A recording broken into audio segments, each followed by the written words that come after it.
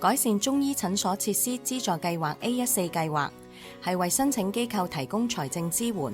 以改善中醫診所嘅設施，例如優化中醫病歷系統，提升中醫臨床操作嘅安全性同衛生，提升中醫診所防控傳染病嘅能力等，為市民提供更優質嘅中醫服務及提升中醫診所配發中藥材嘅質量。申請機構可以一次或分批為屬下不同嘅中醫執業處所遞交申請，不論遞交申請次數，同一業務或法團或非牟利機構喺本計劃下最多可為共10個中醫執業處所，亦即係關聯中醫執業處所獲得資助。就計算關聯中醫執業處所嘅基本原則，屬業務或者法團嘅申請機構，執行機構會參考商業登記證資料，即商業登記號碼頭8個數字。屬非牟利機構嘅申請機構，執行機構會以該機構嘅認證方式計算，例如機構證明文件，包括提供根據香港特別行政區稅務條例、香港法例第112章第88條獲豁免繳稅的證明文件，及或根據香港特別行政區專上學院條例、香港法例第320章、教育條例、香港法例第279章或其他法例註冊、成立或設立的教育機構證明文件，或機構嘅會章或者組織章程細則。如果該機構有股東資料，亦需要提交相關證明文件，例如公司註冊處周年申報表表格 NAR1 或法團成立表格表格 NNC1。執行機構亦會一併參考其他有用資料，包括但不限於擁有相近商業登記或機構註冊、成立、設立嘅資料，例如營業地址、聯絡電話、股東董事、組織章程細則等，會被視為同一申請機構嘅關聯中醫執業處所，所獲嘅累計資助金額會被合併計算，及不能超過累計獲資助上限。接下來就等我介紹一下填寫申請表嘅時候需要注意嘅地方。提示1，喺第一部分嘅第一項，如果你嘅機構係屬於業務或者法團性質，記得要填完整個商業登記證號碼。呢個號碼應該係16位數字，頭8位係商業登記號碼，之後嘅3位係分行編號，其餘為商業登記證嘅生效月份、年份同埋其他稅務局用嘅資料。提示2，喺第一部分嘅第2項，請清楚列明中醫師嘅診症時間，例如每日朝早9點到下晝5點，星期2同星期日休息。稍後會要求提供診所內診症時間嘅照片以作審核，所以請準確填寫。提示3，喺第一部分嘅第4項，請提供項目統籌人與申請機構嘅關係，請刪去不適用嘅選項。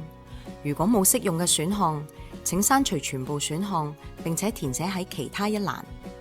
提示4，以下為參考例子：陳大文中醫診所宜添置多個設備或改善項目，包括一部連接醫健通嘅電腦、一部雪櫃、一部煎藥包裝機同一個電子磅。首先，申請人要喺第2部分嘅第 1.1 項屬 A101 電腦硬件和相關軟件部分，揀選同意安裝政府提供嘅醫誠通，並填寫相關項目名稱及電腦配置資料。記得留意安裝醫誠通嘅電腦基本配備要求，詳情請參考基金網站安裝醫誠通的資訊科技要求。申請人可以到中醫藥發展基金網站改善中醫診所設施資助計劃網頁，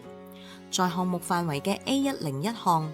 點選觀看詳情中嘅按齒，找到相關文件。同意安裝由政府提供嘅醫誠通將獲優先考慮資助。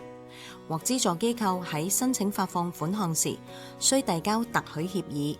否則不獲發放資助款項。而雪櫃係屬於 A106 中藥儲存及相關設備，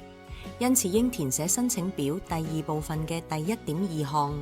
煎藥包裝機及電子磅應填寫於 1.3 項其餘的設備或改善項目。如果參考報價來自非本地供應商，申請人需同時提供報價日期當日嘅匯率，以計算預計支出。根據執行機構嘅一貫做法，毫子單位後嘅數目不作計算。填寫設備說明時，請清楚描述項目嘅現況同目標，例如利用設備得到點樣嘅改善，以協助了解情況並進行批核。提示5，